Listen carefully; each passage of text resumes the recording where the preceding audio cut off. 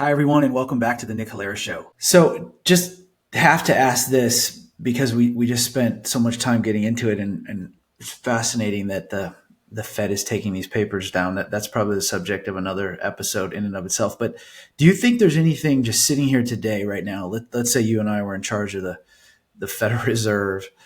Is there any way out of this? What can we actually do to get ourselves out of this like doom spiral towards massive wealth inequality forever and quantitative easing forever? The Federal Reserve right now is actually doing the right thing for change. And I'm on record for a decade of just lambasting the Federal Reserve and hating it and slugging at it. And back in 2021, I called it the most reckless Federal Reserve, the most reckless Fed ever. And you can Google that; it's right up there at the top. Because they were still doing QE and having 0% interest rates as inflation was taking off, and that was just ridiculous. But so now they're on the right track, and high interest rates.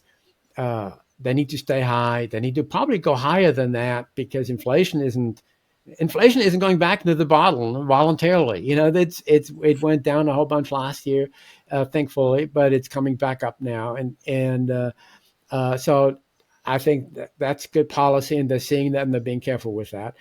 And quantitative tightening is the right policy, and they've been doing it. They did a lot of it, and they keep doing it, and they need to keep doing it. So I think it's important not to do it too fast, to be careful with it, because when you withdraw liquidity, you can have all kinds of things blow up, because liquidity doesn't go where you need it very quickly. Eventually, it will go where you need it because yield does that. So something where if you need liquidity, you have to pay a higher yield, and eventually you get liquidity if you pay a high enough a yield.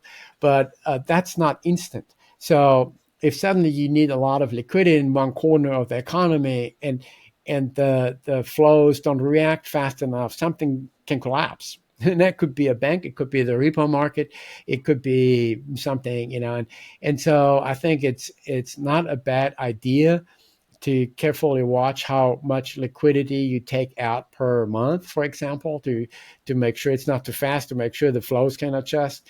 And I think they're talking about it, and I think that's good. And so I think they're on the right track now. What I would do if I were at the Fed, I would just keep doing that. I would not buckle to political pressure and to Wall Street. Wall Street hates quantitative tightening, just hates it. And they hate these high interest rates. And there's a lot of pressure on the Fed to cut rates and a lot of pressure on the Fed to quit quantitative tightening. And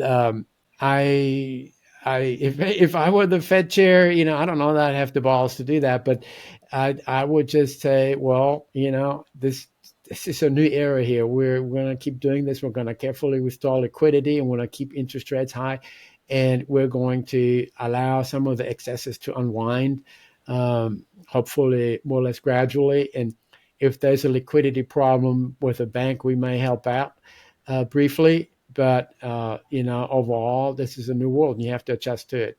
That's how I would approach it, and I'll probably get fired the next day. Yeah, I guess it depends who's president. Well, maybe not. Yeah, you probably get fired no matter who wins. Yeah, fascinating.